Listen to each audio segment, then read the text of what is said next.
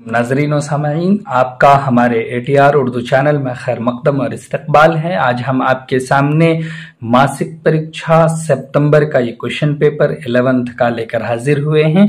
यहाँ पर लिखा हुआ है क्लास 11th मंथली एग्जामिनेशन सितंबर 2024 और ये हाईलाइटेड है मंथली 2024 उर्दू का ये क्वेश्चन पेपर है आपके सामने। इसमें कुछ हिदायत दिए गए हैं और हिदायत आप देखेंगे तो वहां पर लिखा हुआ है कि हर किस्म के सवालात के मातहत दिए गए हिदायत पर अमल कीजिए, उसी के मुताबिक जवाब दीजिए। तो आपके दो सेक्शंस में ये क्वेश्चन पेपर मुनक़सिम है, बटा हुआ है। सेक्शन ए में है आपका, देखिए लिखा है कि 1 से 30 के 4 मुतबादिल हैं। इसका मतलब है सेक्शन ए में आपके ऑब्जेक्टिव से सिर्फ दिए गए हैं और उन मुतबादिल में से कोई एक सही है। अपने मुंतखब जवाब को और मार्कशीट में सिर्फ नीले स्याह बॉल पेन से निशानदही करें। कोई 25 सवालों के जवाब दीजिए, सिर्फ 25 के ही जवाब देने हैं।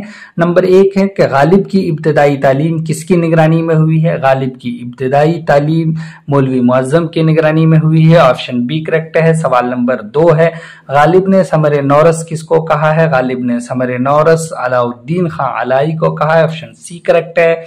सवाल नंबर 3 है दर्जे झैल में कौन सी तसनीफ तारीख छत्तारी की है। बाग का दरवाजा तारीख छत्तारी की तसनीफ है। ऑप्शन सी करेक्ट है। सवाल नंबर 4 है कितने शहजादे शहर बदर किए गए थे। तो 5 शहजादे शहर बदर किए गए थे। ऑप्शन सी करेक्ट है। सवाल नंबर 5 है छोटे शहजादे का क्या नाम था। गुलरेज नाम था। ऑप्शन सी करेक्ट है। इसी तरह से सवाल नंबर 6 है अहमद जमाल पाशा की वफात कहाँ हुई। अहमद जमाल पाशा की वफात पटना में हुई। ऑप्शन बी करेक्ट है।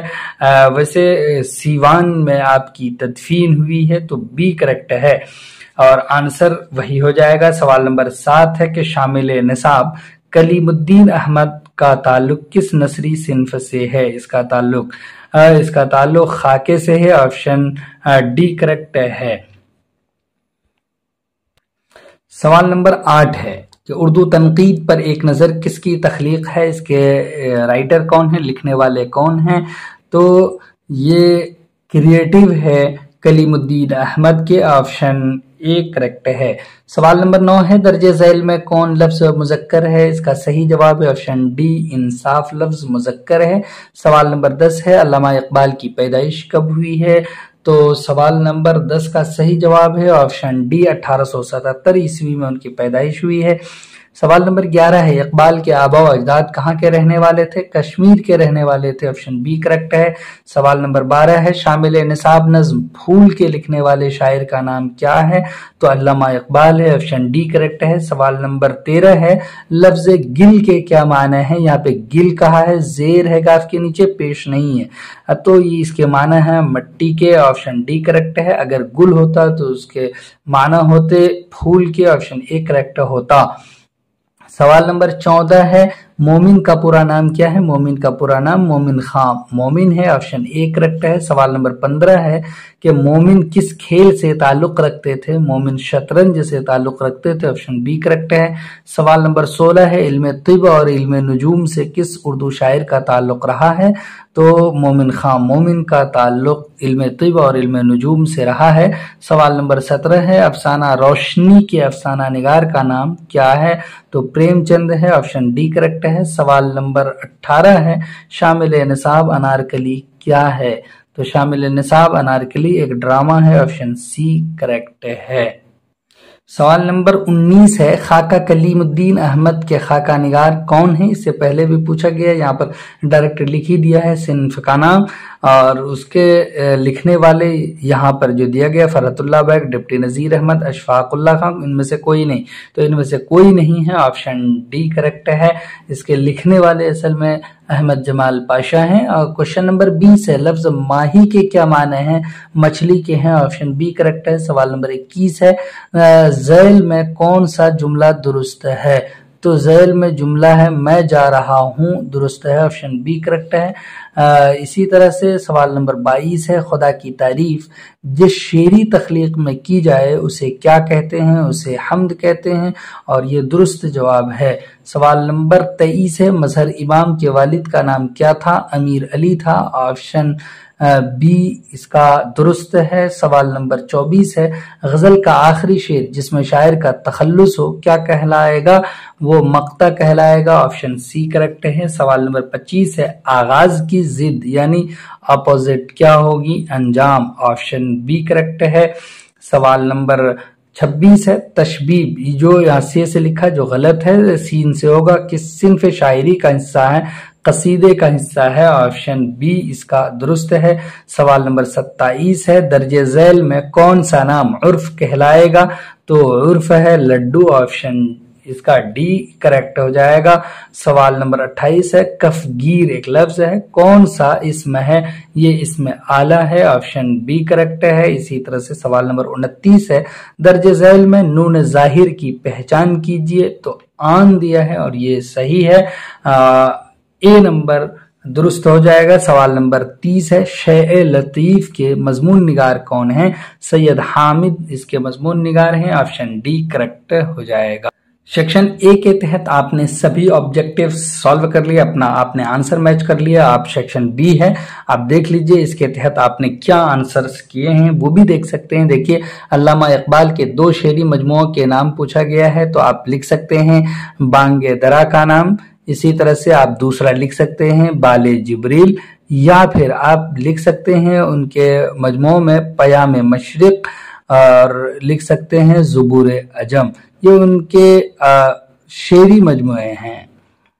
اسی کے علاوہ سوال ہے، اقبال کی وفات کب اور کہاں ہوئی؟ یعنی ان کی ڈیتھ کب ہوئی ہے؟ تو ان کی ڈیتھ ہوئی ہے 21 اپریل 1938 عیسوی میں ہوئی ہے، وہ ہوئی ہے لاہور میں۔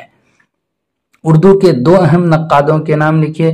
2 اہم نقادوں میں ایک نقاد ہے کلیم الدین احمد، دوسرے نقاد ہیں سید احتشام حسین۔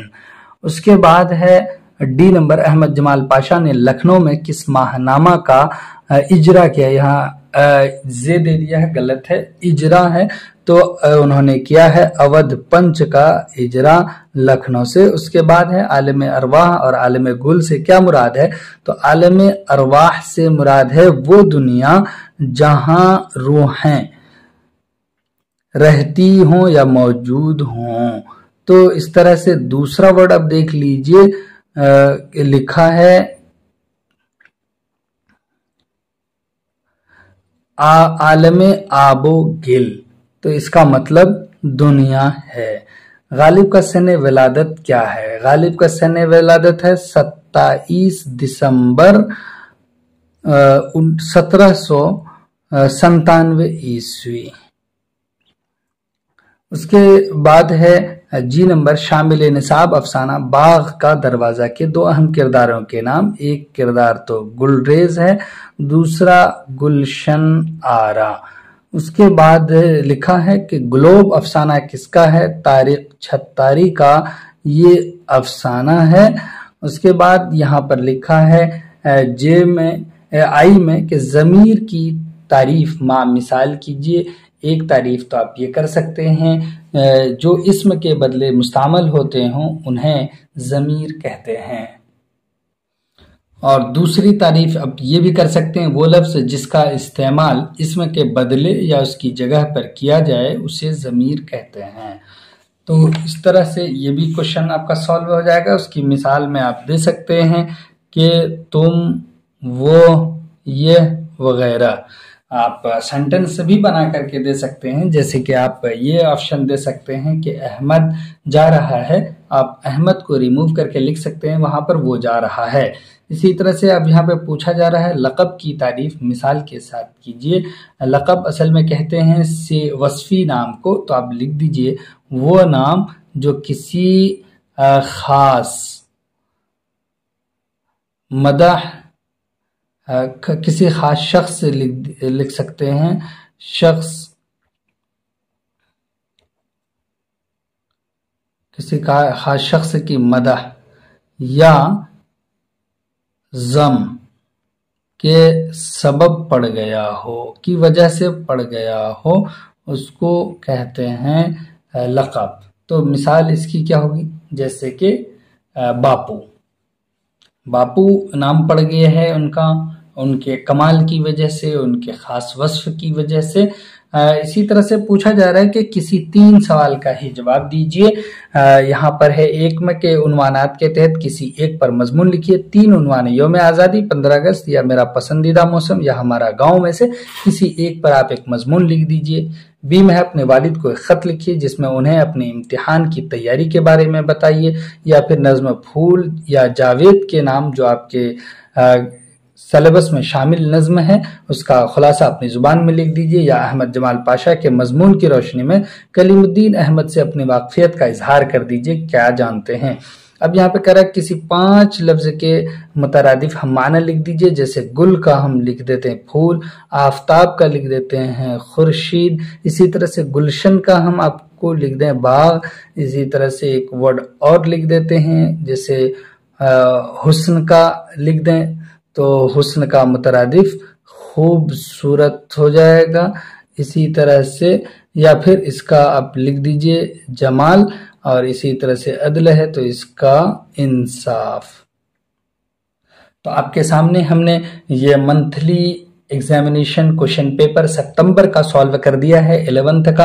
आपको उम्मीद के अच्छा लगा होगा, आपने मैच कर लिया होगा, आपके आंसर जितने भी आ रहे हों बहुत अच्छा, बहुत बहुत बधाई हो आपको। चलिए फिर हम आपसे मिलते हैं, तब तक के लिए खुदा हाफिज, अस्सलामु अलैकुम।